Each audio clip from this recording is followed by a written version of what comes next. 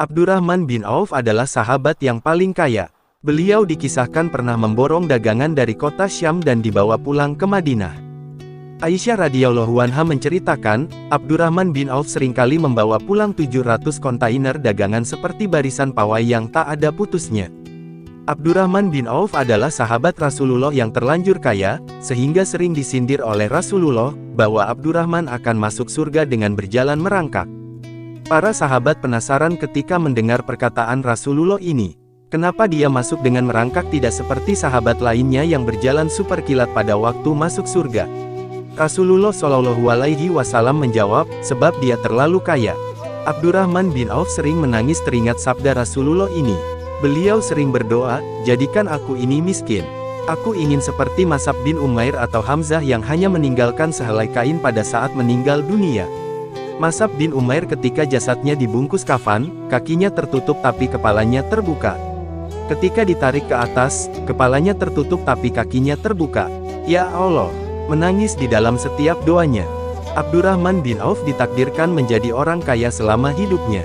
Beliau sering berkonsultasi kepada Rasulullah, bagaimana supaya dirinya dapat masuk ke surga minimal berjalan kaki, tidak merangkak. Jawab Rasulullah, perbanyak bersedekah niscaya kakimu menjadi ringan untuk masuk surga.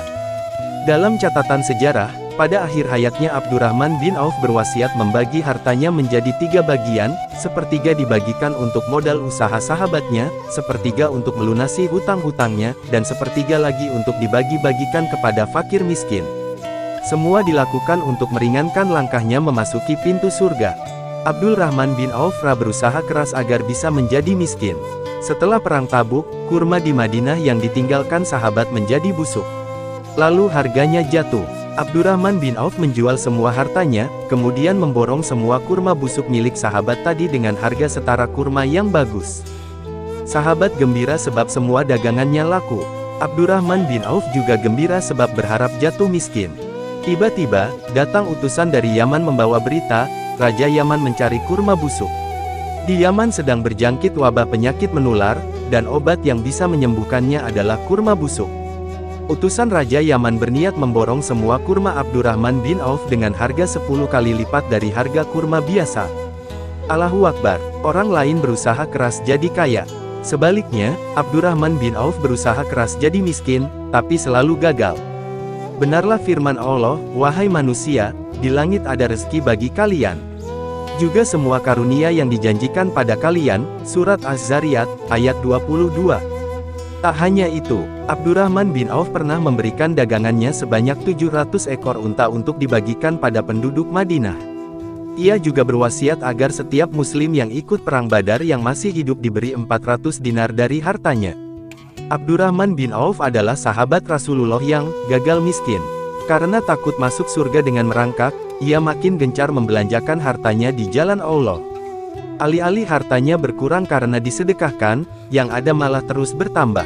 Bahkan tercatat saat Abdurrahman bin Auf saat wafat masih meninggalkan harta sebesar 2.560.000 dinar, setara 3.072 triliun rupiah. Saudara muslimku sekalian, dari kisah Abdurrahman bin Auf dapat kita ambil pelajaran, dunia hanyalah sebuah keperluan bukan tujuan.